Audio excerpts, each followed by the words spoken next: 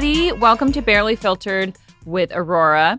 Oh my God, what a weekend, or what a week, really. So Mercury's no longer in retrograde. That's great. But somehow my life is still kind of falling apart. Not really, but I got this au pair. And I know au pair sounds really bougie, but it's actually really not. This is not an ad, although it would be nice if they would give me some money back. But so it's called Cultural Care, and it's cheaper than even having part-time help, really. So if you have like an extra bedroom in your house, this is for kids, by the way. Although I guess you could, no, yeah, just for kids.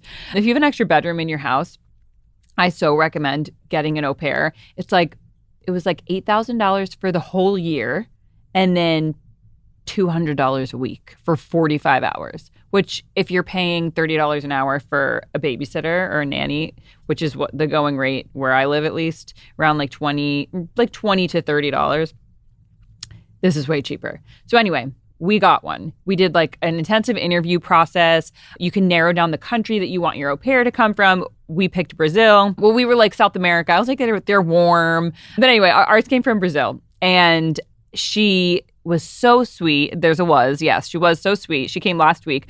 She was like, I have a cat. Can I bring the cat? So of course, I'm like, sure, bring the cat. I end up going to Petco, going way above and beyond, getting this cat all this like climbing gyms. And I've never had a pet since I've been like a grown-up. That's my own in my house. So I'm like, this is exciting. I want to spoil it. We're going to get all the toys and the bed and I bought all the stuff for this cat. She has a family emergency. She has to leave.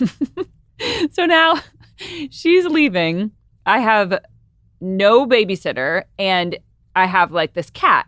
And she's like, well, I can take the cat and give it to my cousin in Florida, blah, blah. I'm like, okay, just do that. That's fine. Because I have all this cat stuff now. Remy and Soleil really want to get a cat, but we'll get like a kitten. Because she brought a full-grown cat, and I would rather start with like a baby just so that I can train it. Okay, it's just cuter when it's little. So anyway, she's taking the big cat. I'm going to get a smaller one because it's cuter. And Remy's like, Mom, I really want a cat. I really want a kitten. But like, does it have to come with a babysitter? And I'm like, you are so hysterical. Like, he thinks, for some reason now he thinks that like when you get a cat, it comes with a nanny, because like that's how it happened for us. And I'm like, yeah, we can get a cat, but it doesn't need to come with a babysitter. So anyway, I have no help. My ex-husband went away for 2 weeks because he had planned this for work, and I thought I was going to have this babysitter. She had to leave, so now I have like, all this cat stuff, no cat, no nanny, and so my brother Gus, who is a DJ at night, is like my nanny during the day. He's like, I got to make some extra cash. Like, what kind of work do you have for me? I'm like, do you want to be a nanny? A banny?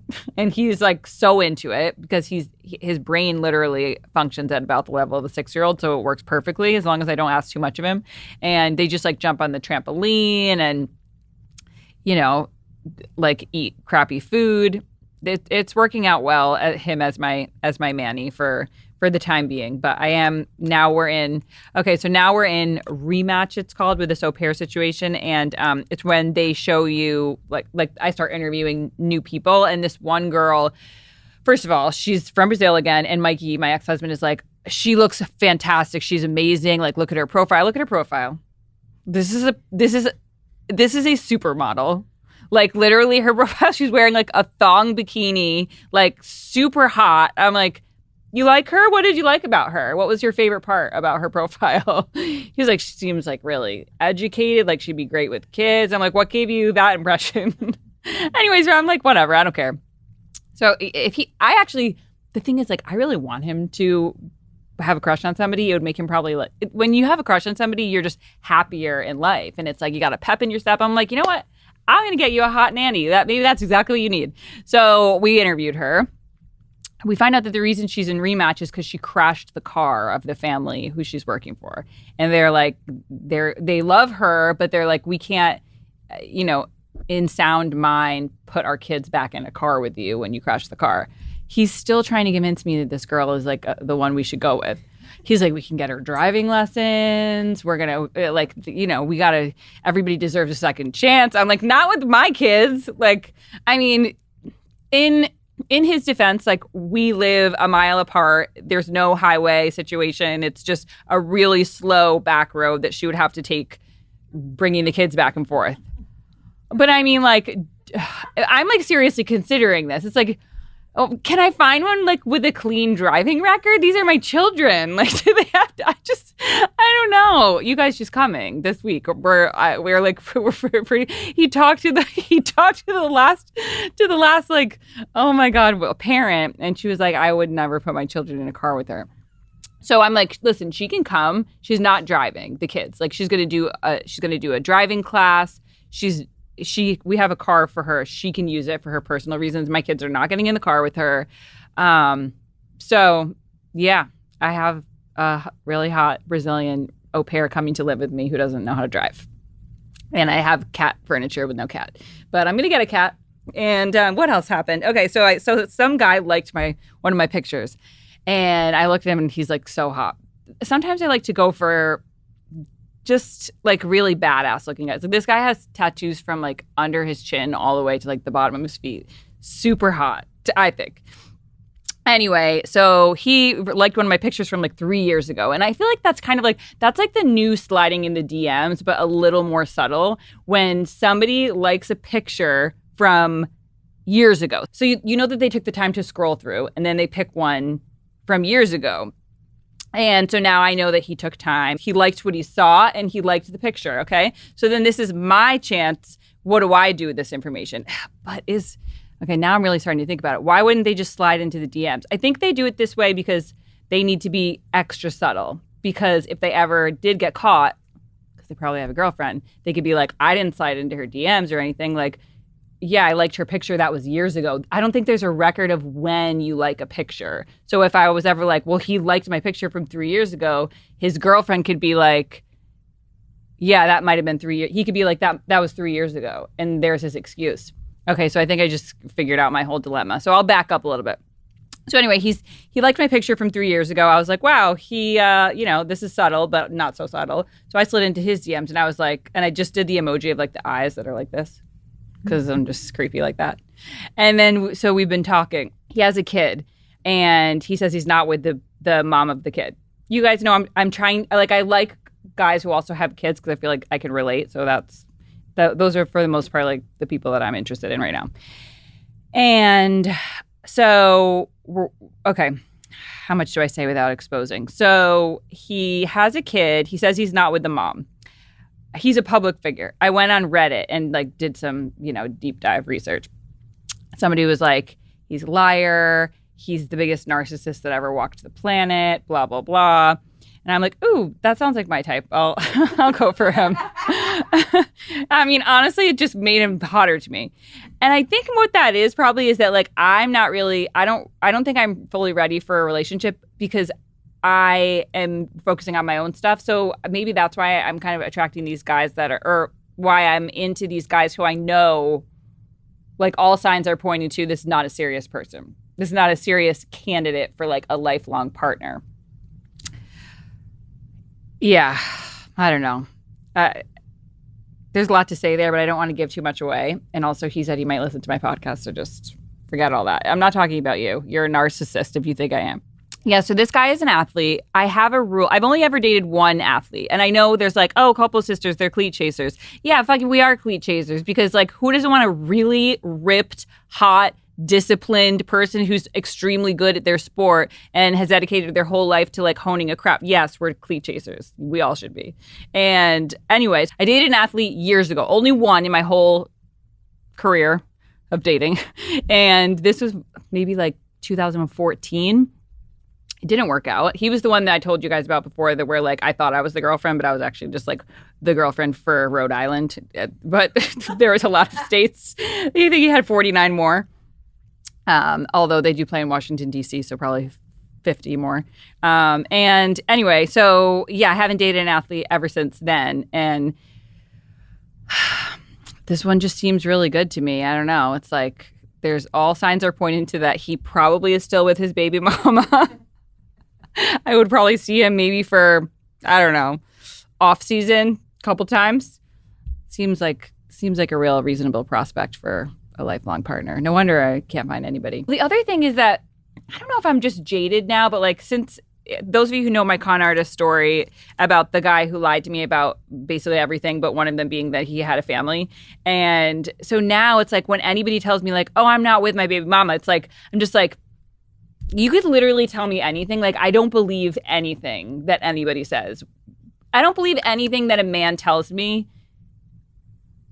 I just don't give them the benefit of the doubt anymore. So the work kind of just becomes like, can I be okay with like just kind of, maybe he's lying, maybe he's not. I just kind of have to go with the flow. And like, obviously the truth always comes out. It kind of sucks that like my first reaction is to just assume that somebody's not being truthful.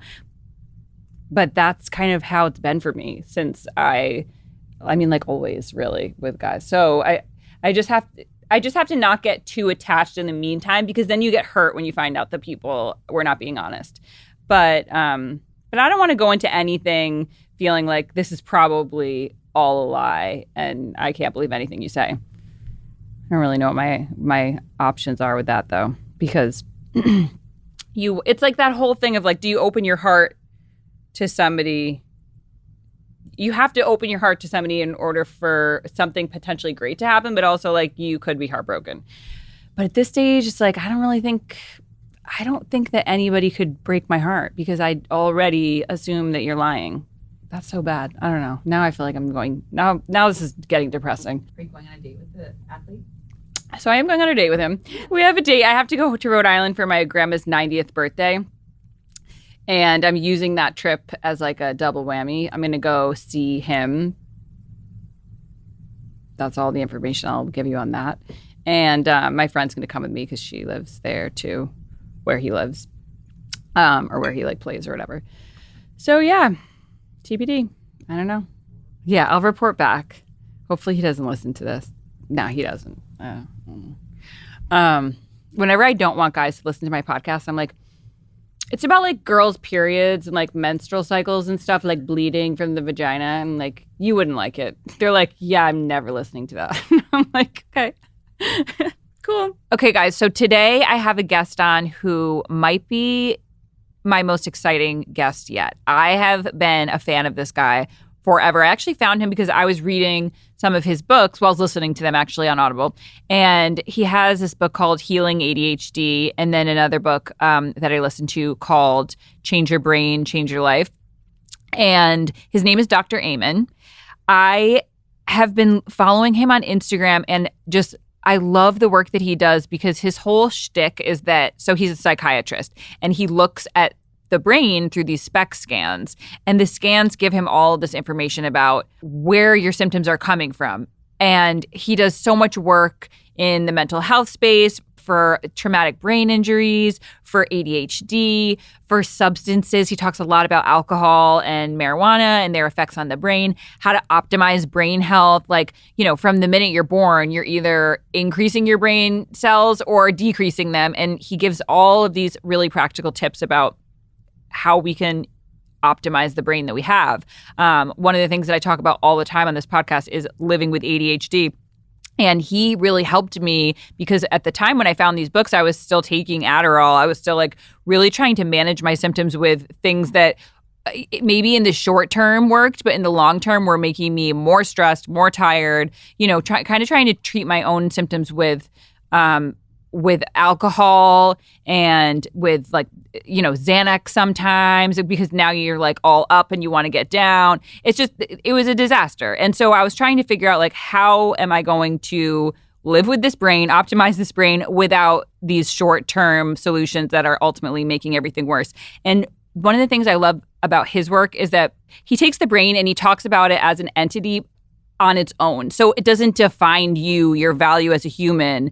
Like, I think one of my favorite things that he said actually was, he says, imaging immediately decreases stigma as people begin to see their symptoms as medical and not moral. So like, if you are like me with these ADHD symptoms, it can look like you were promiscuous in your like teen years, or you have like impulse control issues, or you like the first time I drank like an entire bottle of vodka. These are like, and people are just like, oh, that's Aurora. She's quirky. She's weird. She's like, you know, she's like over the top. She's extreme. But it's like, these are symptoms of my brain, which sometimes can be really fun, but also like, you know, I'm the one who has to live with those consequences. So to look at it as an as an organ, like a kidney or, whatever, your liver, if there's something wrong with either of those, you're not like, oh, my value in society is now diminished because like my liver doesn't work properly. No, that doesn't happen. But if you have something that's not functioning properly with your brain, it now becomes your entire personality. So anyway, he is the best. Hello. Hi. Can you hear me? I can. Okay. Thank you so much for taking the time. Dr. Amen is the author of 20 national bestseller books, and his latest book is Raising Mentally Strong Kids. Wow. Okay. So the way I actually got to know you was I found your book on Audible, Healing ADHD and Change Your Brain, Change Your Life. Both of those books I've listened to. And I was like, I got to see this guy because I was deteriorating from trying to treat my own ADHD with stimulants and alcohol and nicotine and just all the things that maybe work for a little bit and then make everything worse. So great to see you. Yeah, Thank you you too. for having me. You too. Okay, so, oh my God, there's so much to talk about, but a lot of what I talk about on my podcast is ADHD. So I want to hear what you have to say about ADHD and where does it come from? Are you born with this? Is there one route for treatment that you think works better than others? And how do you feel about stimulants? Well, I often say I know more about this disorder than I want to. So I've been married twice. Both of my wives have ADD. Of my 6 children, 3 of them have been diagnosed with it. And the big lesson is that it's real. And when it's left untreated, it causes all sorts of problems. But it's not one thing.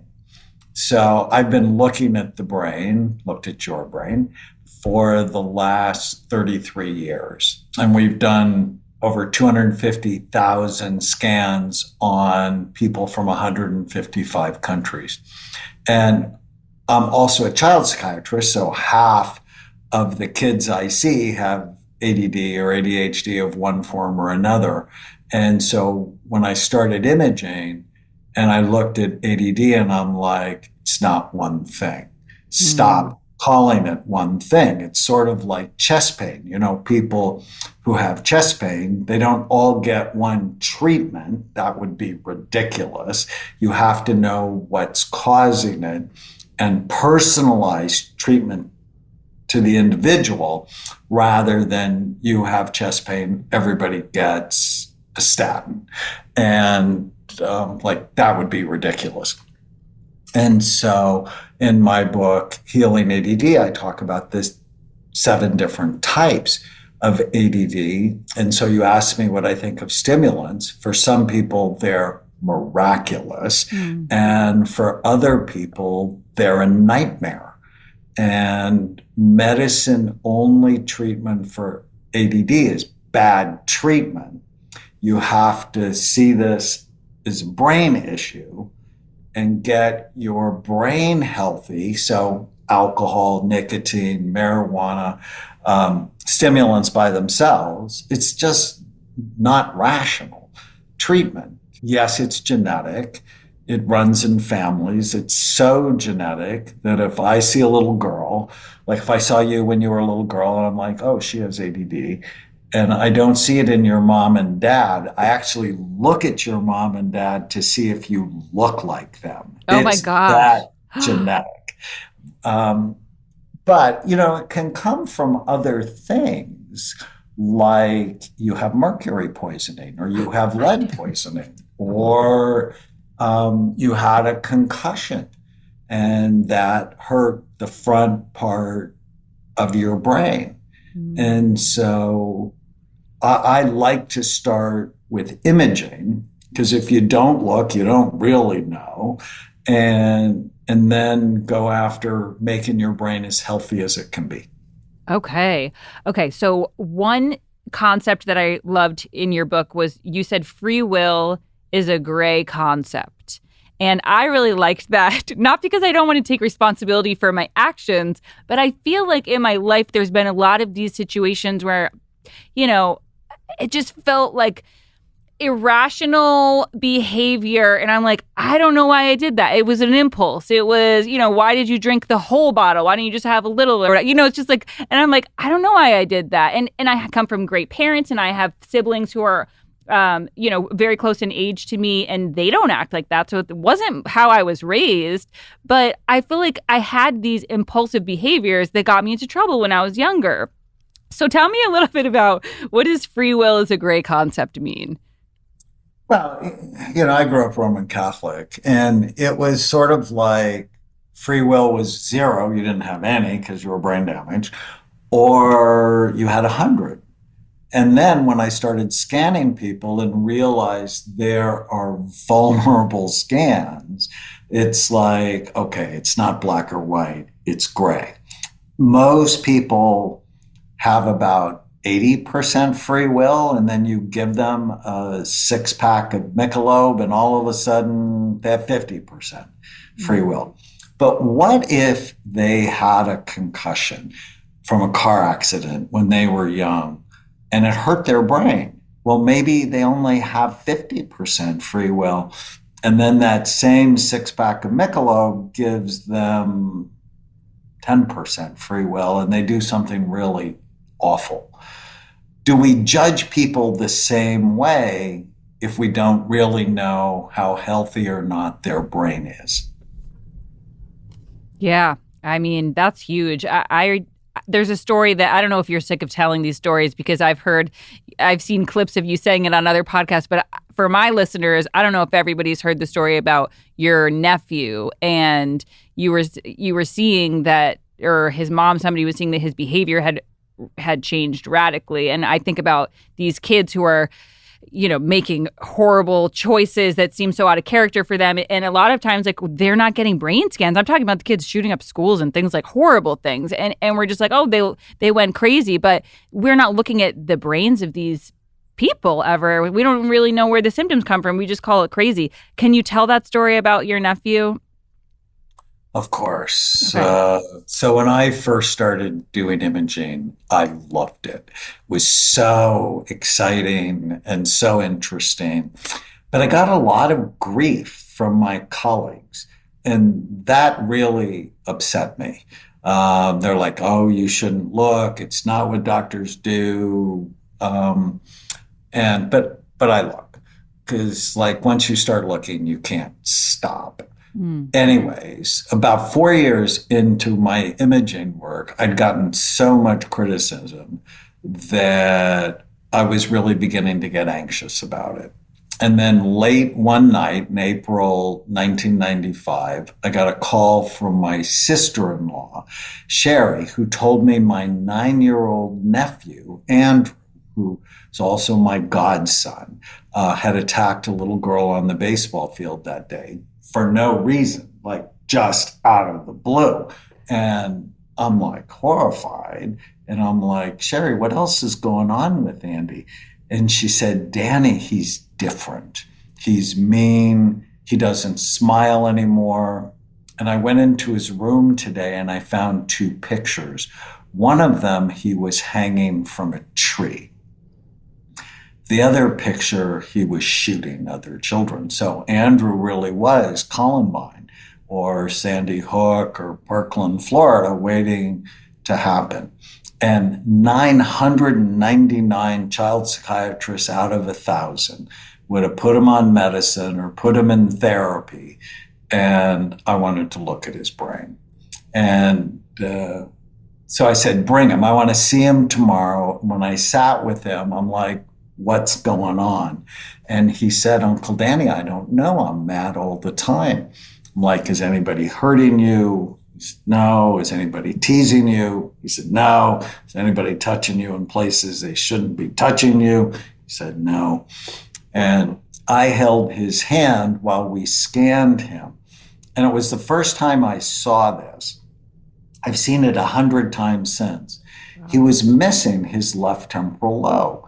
Now, the left temporal lobe is a really interesting part of the brain, and it's often involved in violence when it doesn't work right.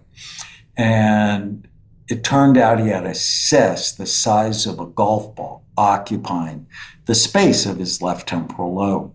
And I called his pediatrician. I said, you find someone to take it out. He talked to 3 neurologists, all of whom said they didn't think the cyst was related to his behavior and they wouldn't operate on him unless he had real symptoms. So the pediatrician tells me that. I start screaming at the pediatrician. I have a homicidal, suicidal child. What do you mean by real symptoms? Yeah. And Like, in does he my have to head, act this out? I'm like, neurologists, neurosurgeons do stuff. So I called the pediatric neurosurgery department at UCLA and I talked to Jorge Lazareff. He was the chief. And when I told him about Andrew, he said, obviously he's symptomatic. And they operated on him. And after the operation, I got 2 calls, one from his mother who said the surgery went really well. And when Andrew woke up from the surgery, he smiled at her. She said, Danny, he hadn't smiled in a year. The next call I got was from Dr. Lazareff, who said, oh my God, Dr. Amen, that cyst had put so much pressure on his brain that actually thinned the skull, the bones over his temporal lobes, called the temporal bone. And if he would have been hit in the head with the basketball, it would have killed him instantly. Either way, he would have been dead in 6 months. And it was at that moment I lost my anxiety about scanning people. Yeah. I don't care if you criticize me. If you don't look, you don't know. Stop lying about it. Right. Oh my gosh. Yeah. I mean, mental health, I've heard so many times in just my reading of your work, like mental health is brain health. Why are these doctors not actually looking at the organ that they're studying? Is it a money thing, or what's holding doctors back from looking at the brain the way that, a doctor who looks at kidneys looks at a kidney? It's a great question, Aurora. It's not our tradition, and it's a completely different paradigm. So if it's not our tradition, what that means is there's a whole industry where hundreds of thousands of doctors are prescribing medications based on symptom clusters with no biological data. And when you say that's insane, they don't say thank you. They then attack me. And I've had to be in this war for 30 some years. And you have to change the paradigm changes completely. Right. When you practice the way that we practice. When you got scanned, how did that impact you emotionally? I was so excited because for my whole life, I do have these symptoms, but I'm pretty sharp. And so like when I go to a doctor and I know the symptoms to say for ADHD medication, literally they ask you 10 questions. Do you have trouble focusing? Yep. Do you start things and don't finish them? Yep. Like, and I did it because I wanted Adderall because I knew that it would help me get shit done. But I never really had answers. Like, why am I experiencing these symptoms? So when I went in my doctor is Dr. Faber, who I love. He's the doctor that looked at my scans and went over my protocol with me for afterwards. But it gave me so much peace to know that the reason I dropped out of law school and I couldn't keep up with the reading, no matter how hard I tried, wasn't like, it didn't mean anything about my value as a human. So it gave me a lot more peace to be able to kind of look at my brain and think about my brain objectively and not as just defining my character, my value in society. Like Dr. Faber even looked at my brain and he was like, wow, like I'm surprised you were able to get through so much schooling because I do have a master's degree and then I got my BCBA and I was in law school, but I could not keep up with the reading. And still to this day, I listen to books because if I pick up a piece of paper and read it, it's so fatiguing to me. And it's just interesting that we all have these different ways of operating, but we're kind of held against one standard. So for me, it brought me a lot of peace. That's why I'm a big advocate for it. And I wish it was. Can I just talk about your scan for a second? Oh, yes, please. Because it reminds me of the first time I ordered an imaging study. So I had this patient. Her name was Sandy. She was 40 years old. She had a suicide attempt the night before. And I just went to a lecture on brain SPECT imaging. And I walked out of that lecture into her room, and she's a new patient for me. And as I read her history and I got to know her, this is 1991, I'm like, you have adult ADD. And she had an 8-year-old son that had it. She had an IQ of 144, but never finished high school. And I would like go, how did you study? And she said, well, I'd always wait till the last minute. I'd put on a pot of coffee, stay up all night, cram for the test. That's how I did college. And I'm like, you have ADD. And she goes, oh, adults can't have ADD. And she's arguing with me about it. And I'm like, can I scan your brain? I said, we have this cool new study, and I want to do it twice, once at rest, once when you do a concentration task. And almost everybody goes, yeah, let's get more information before you give me a diagnosis where somebody's going to want me to take medicine the rest of my life. And so we scanned her twice, just like we did with you, once at rest, once when she did a concentration task.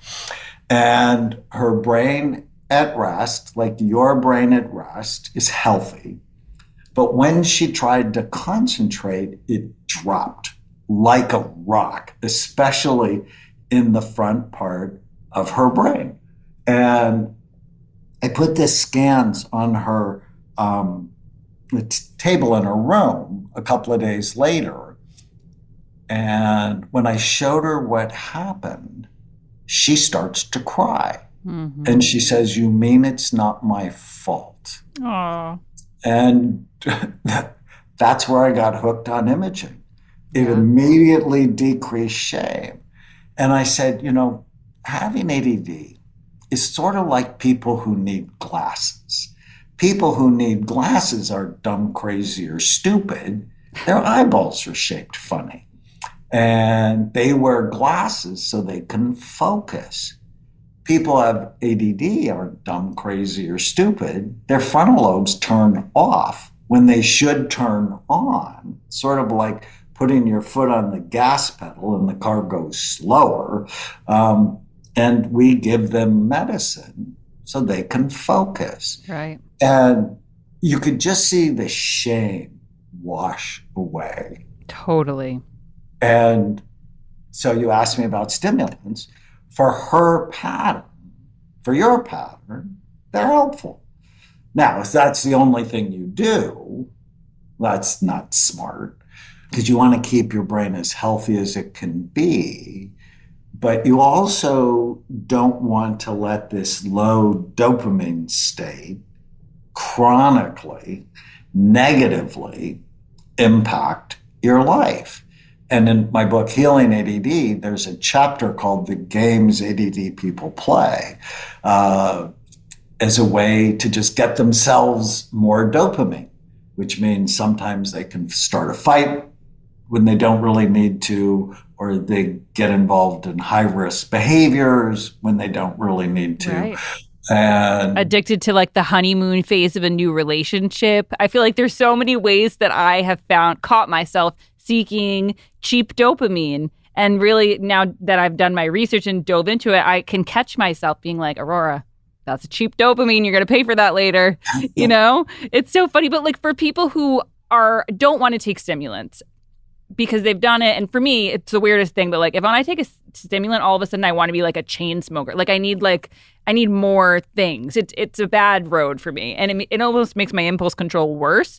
Like, for instance, I would take it for law school. Instead of reading my books, I would like color coordinate my closet. Or it just wasn't totally helpful, but they were fun sometimes. But anyway, what would you recommend for somebody who's dealing with ADHD symptoms that doesn't want to take a stimulant? Any kind of supplements they could get at a grocery store? Yes. And I own a supplement company. And so for one of the types, the Ring of Fire, that's where too much is going on in the brain. I developed something called Neuralink that's got GABA, 5-HTP, those both calm the brain, and L-tyrosine, which is the amino acid precursor for dopamine. And so L-tyrosine might be a good option for you, although at rest, I don't know if you remember, but you had this diamond pattern in your brain, which is your emotional brain was busy. And that's maybe why the stimulant doesn't really work completely for you. And so something like Neuralink could be helpful, tyrosine, 5-HTP, and GABA. So emotionally, I was functioning well, but like concentrated. It was busy. Okay. So emotionally, and I would ask you about trauma, because you have what I call the diamond pattern, which is the diamond is your anterior cingulate. So this part in the front, middle part of your brain, I think of it as the brain's gear shifter. It allows you to go from thought to thought, move from idea to idea, be flexible, go with the flow. Well, yours is busy. So sometimes if you get a thought in your head, it'll loop and won't sort of let it go. And then the basal ganglia, the anxiety centers, were up, and your thalamus, one of the mood centers, is up. And so if you look at it on a scan, it looks like a diamond. And I had an assistant a long time ago who I adored, Lucinda, and she goes, when you see this pattern, ask about past trauma. And then I published a study on 21,000 people. And we see this hyperactivity in the limbic or emotional part of the brain. And so if I went past emotional trauma, is that part of your picture? Interesting. What would you say? Oh, I mean, I think there's also kind of some stigma attached to that, saying like, oh yeah, is my trauma so bad? I don't know. Maybe I was more sensitive. I don't feel like I was never molested. I was never abused. I had great parents. But like when I think about that first breakup, like I feel like I had PTSD. I don't know. Like, do you think sometimes you can be traumatized by something that maybe someone else wouldn't be traumatized by? Well, I think having untreated ADD, how old were you when you were first diagnosed? Oh, I diagnosed myself probably when I was in college, and I studied the same way. I would just like take an Adderall and not sleep, write like brilliant papers, think that I was on the top of the world. And then of course I'd suffer for days afterwards. But I had a 4.0 GPA. So I was like, and everybody was telling me that I was great. So why was I going to stop?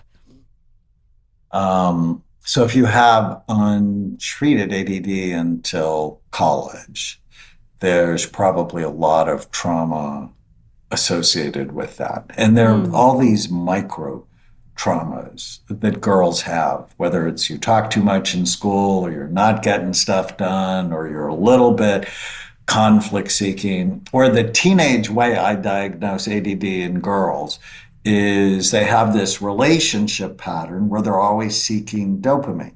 So new love. And once they get the new love, then they start picking on them. So there's conflict in the relationship. And then they break up, and there's all the drama, but dopamine drama. I'm not going to let my ex-husband hear you say that, because he'd be like, yep. And then it's like, well, I have another love, right? And then drama around that, and then fighting, and then break up.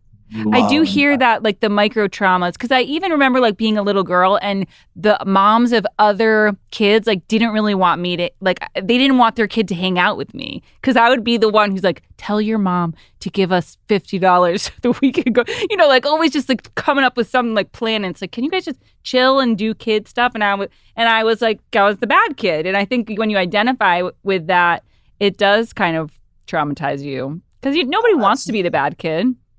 No, you didn't wake up and plan to be the bad kid, but wake up and chose violence. Everybody has weird, crazy, stupid, sexual, violent thoughts. Everybody has those that nobody should ever hear. The problem is when your brain, the front part of your brain drops, they get out more than perhaps they should. Yeah. The thoughts get Yeah. out. And so, I might have this devious thought. It's like, hey, get $50 from your mom so we can go do this. But I don't say it because my brain inhibits it, and your brain just didn't inhibit it. But, people with ADD have been our most creative. There are explorers, there are immigrants, they're the people that often move life forward because they're risk takers. And so I think it's important to honor it, but also when it gets out of control, treat it. Oh, I love that. Yeah. Because I do try to lean into I am quirky and I think it is part of my personality in some ways, but it doesn't have to define my value and my shortcomings. And also, I still have to take responsibility for the choices I make. I have to live with them. Well, absolutely. And once you know it, it's your responsibility to treat it. It's your responsibility to optimize it. And a lot of people are opposed to medicine. And again, I own a supplement company, but I'm not opposed to medicine because for some people it saves their life. One of my daughters, 3 of my daughters have ADD. I have 5 sisters and 5 daughters. God punished me on that. gosh. Sure, quite You were bad in a bad life, in a past life. And Caitlin, I knew she had ADD almost from before birth. She was so active inside her mother's womb. And when she was 2, whenever we'd go to the mall, I would put her in her stroller and tie her shoes together so she couldn't get out. She was just always running off. I'm like, where are you going? But her older sister, never hyperactive, extraordinarily sweet, but really struggled in school. But she worked really hard. And in 3rd grade, I was worried about her and had her tested. And the psychologist said, she didn't say this, but she said it. It's like, she's not that smart, but she'll be okay because she works really hard. Mm. And she worked really hard, and she's just the kind of kid you adore. But in 10th grade, she fell apart because she was staying up every night till 1 or 2 o'clock in the morning to get her homework done. And one night she came to me in tears and she said, Dad, I'll never be as smart as my friends. And it just broke my heart. And I had her sister treated since she was 4. And because Brianne wasn't hyperactive, it just didn't register for me. And when I scanned her, she had a scan very similar to yours. And I'm like, I just felt awful about myself because she's living in my house and I didn't pick it up. And I'm an expert. And on the medicine, and initially she didn't want to take it because she didn't want to be like her sister because they were sort of at war with each other. But after I scanned her and then I put her on the medicine and scanned her again, and her brain normalized. And then she said, I can already tell a difference. You're going to give me this, right? And a week after I started her, I went to dinner with her, and she said it was like miraculous, the difference. She said, what did you put her on? I put her on Ritalin at the time, 10 milligrams twice a day. And she said classes used to take so long. It was like an hour class seemed like it would go on for 5 hours. And I became very religious. And I'm like, what? She said, I was praying to God the teacher wouldn't call on me because I was lost. And now with the medicine, that same class goes by in about 20 minutes. And I have my hand up because I'm tracking and paying attention. And 4 months later, for the first time in her life, she got straight A's. And for the next 10 years, she got straight A's. Oh, And actually got into the University of Edinburgh's veterinarian school, which is a really hard school to get in. And, I'm just so proud of her. And it really fits. Having ADD is sort of like people who need glasses. yeah. Oh, I love that. I love stories like that. That's why I wish everybody could get a brain scan, but we're working on it. Lemon's Foundation is going to soon hopefully open up scholarships to the public. So I'm excited for that. I do have two topics that I really want to cover. And we'll start with, okay, I'm kind of sober curious. I've gone years without alcohol, gone years when I probably used it as, as a drug, just to help my ADHD symptoms, or when I was going through a divorce. And now I'm kind of the mindset that like it causes more problems than it helps. What are your thoughts on alcohol, and how do they compare to your thoughts on marijuana? Is there a better choice? I hate them both. I'm an equal opportunity hater. Really? I can't tell you, we just had Stagecoach, and I know in talking to my patients that several of them are going to have a traumatic experience directly related to alcohol. That alcohol causes you to say stupid things, do stupid things. It's poison, and it prematurely ages your brain. And marijuana is just not better. I get more relationship problems with alcohol because it's more disinhibiting than marijuana is. But I published a study on 1,000 marijuana users. Every area of their brain is lower in activity and blood flow, and it prematurely ages the brain. America has been lied to. Alcohol is not a health food, and marijuana is not innocuous. And if you love yourself, you should see both of them as the devil. Okay. And how about mushrooms? Now everybody's starting to get into psilocybin, microdosing. What are your thoughts on that? It's the same. And it's like, why eat better, learn how That's to not manage fun. your thoughts. And I'm sorry, did you say that's no fun? I said, that's not fun. Can you give us like just some things so we feel kind of, I don't know. So not, we can't So who smoke has more anything. fun? Aurora, who has more fun?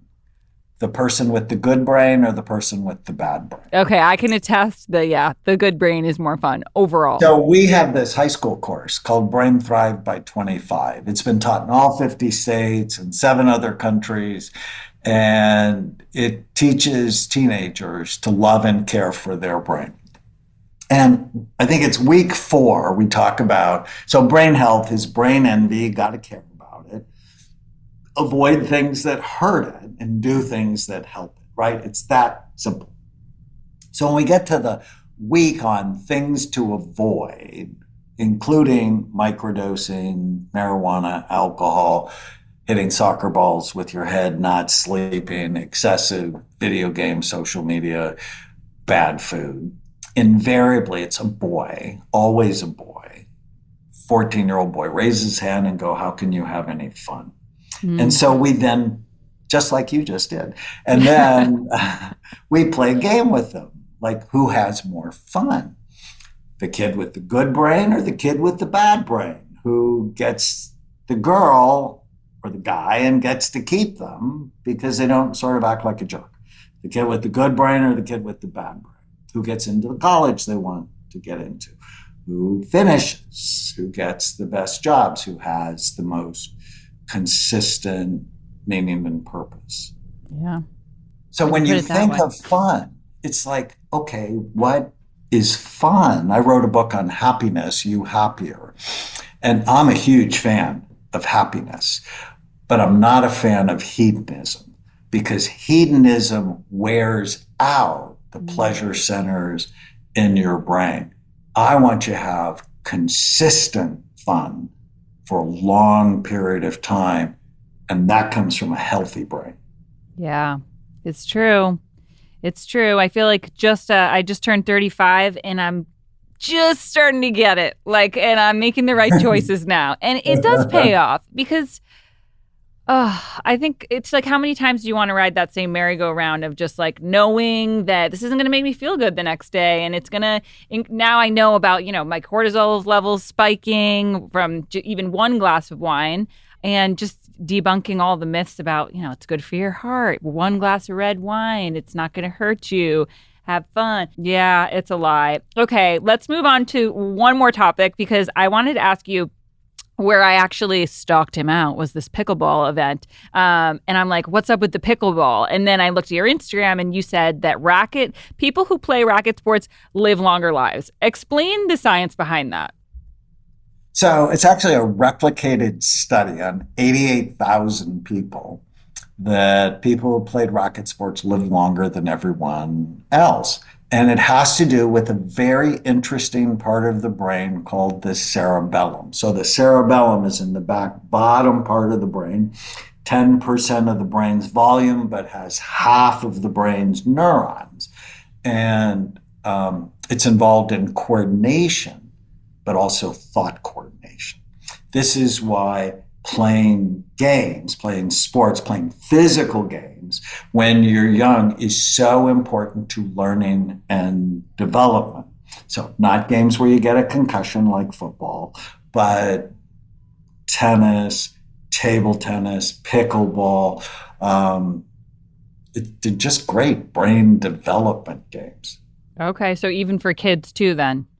Especially for kids. Oh, okay. Okay. And actually, I lied. I have one more thing to ask because I feel like looking at my phone screen, I feel like it's making my ADHD worse in real time. Like I get dizzy when I'm constantly on my phone for all because, I talk to my kids' schools and teachers through my phone. I talk to my personal people and then I talk to my work. Everything's on this little handheld device. Is that making us stupider? Is that making my life harder? Should I use a laptop? It makes you more ADD Okay. because it's dumping dopamine. Anytime you get a notification or you see a cute video, it's pushing on the pleasure centers of your brain. Now, you're probably not going to get rid of it, but just make sure on a regular basis you put it down so that it's not another arm for you, that you limit it because ultimately it's wearing out your dopamine stores and yours are low to start. So I say you want to drip dopamine, don't dump it. And so pumpkin seeds boost dopamine. Loving connections boost dopamine. Thrilling connections dump dopamine. Microdosing dumps dopamine, marijuana dumps dopamine, alcohol dumps dopamine. So you want to drip it, don't dump it. Okay. And is that why you recommend in your book, Change Your Brain, Change Your Life, you say hanging out with healthy people actually makes you healthier? So it literally changes your brain when you're around healthy people? Yes. And that drips dopamine. Is that the reason? Correct. Interesting. Wow, we have so much to learn. I didn't realize you had 18 other books. I have a lot of work to do. But I just wanted to thank you so much because I've been a big fan for years, and your work has really changed my life. So I appreciate everything you're doing. Thank you so much. What a joy to get to know you. Yeah, you too. And I'm so glad you got to talk to Christian too. He told me he came down and got his brain scanned. That's my brother-in-law for those of you. So yeah, it's just been I recommend it to everybody. I do hope someday the brain scans will just be more affordable for everybody. Our healthcare system will prioritize that over, giving us our eyes out like candy. Indeed. Yeah. Anyway, have a great day. Thanks so much. Bye. Bye.